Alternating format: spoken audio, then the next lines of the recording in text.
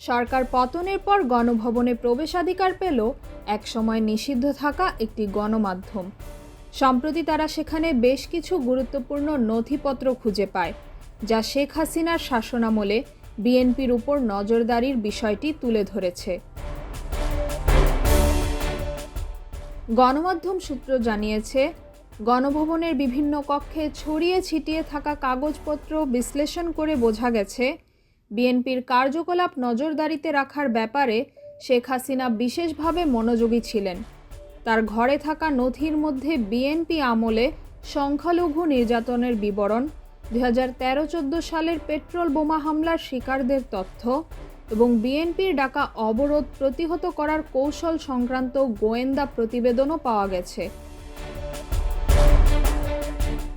যদিও নির্দিষ্ট কক্ষগুলো কার ব্যবহৃত ছিল তা নিশ্চিত হওয়া যায়নি, তবে ফেলে যাওয়া নথিগুলো বিশ্লেষণ করে অনুমান করা যায়।